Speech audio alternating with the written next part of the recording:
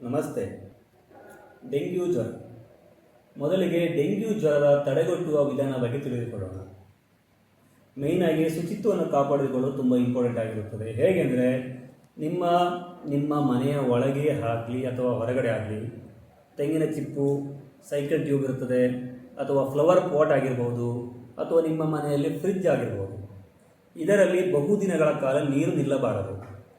ಇದು ಮೊದಲ ತಡೆಗಟ್ಟುವ ಕ್ರಮಗಳಲ್ಲಿ ಒಂದಾಗಿದೆ. ಎರಡನೇದು ಫುಲ್ ಸ್ಲೀವ್ ಬಟ್ಟೆಗಳನ್ನು ಧರಿಸುವುದು. ಮೂರನೇದು ಮಾಸ್ಕಿಟೋ ರೆಪಲೆನ್ಸ್ಗಳನ್ನು ಬಳಸುವುದು. ತದನಂತರ ಡೆಂಗ್ಯೂದಲ್ಲಿ 2 ರೀತಿಯ ಲಕ್ಷಣಗಳು ನಿಮ್ಮಲ್ಲಿ ಉಲ್ಬಣಿಸಬಹುದು: ಸಾಮಾನ್ಯ ಲಕ್ಷಣಗಳು ಹಾಗೂ ತೀವ್ರ ರೀತಿಯ ಡೆಂಗ್ಯೂ ಲಕ್ಷಣಗಳು. ಸಾಮಾನ್ಯ ಲಕ್ಷಣಗಳಲ್ಲಿ ತಲೆನೋವು, ವಿಪರೀತವಾಗಿ ಜ್ವರ ಬರುವುದು, ಮೈಕೈ ನೋವು ಅಥವಾ ವಾಕರಿಕೆ, ಇದು ಸಾಮಾನ್ಯ ಲಕ್ಷಣಗಳು, ಡೆಂಗ್ಯೂ ಲಕ್ಷಣಗಳಾಗಿರುತ್ತವೆ. ತೀವ್ರ ರೀತಿಯ ಡೆಂಗ್ಯೂ ಲಕ್ಷಣಗಳಲ್ಲಿ ನಿಮ್ಮ ರಕ್ತಸ್ರಾವಗಳು, ಮೂಗಿನಲ್ಲಿ ಅಥವಾ ವಸಡುಗಳಿಗೆ ರಕ್ತಸ್ರಾವ, ಮೋಷನ್ ಮಾಡುವಾಗ ಅಥವಾ ಯೂರಿನ್ ಮಾಡುವಾಗ ರಕ್ತಸ್ರಾವಗಳು, ವಾಕರಿಕೆ, ಹೊಟ್ಟೆ ನೋವು ಅಥವಾ ಉಸಿರಾಡಲಿಕ್ಕೆ ಕಷ್ಟ ಆಗುವುದು, ಇದೆಲ್ಲ ತೀವ್ರ ರೀತಿಯ ಡೆಂಗ್ಯೂದ ಲಕ್ಷಣಗಳಾಗಿರ್ತವೆ.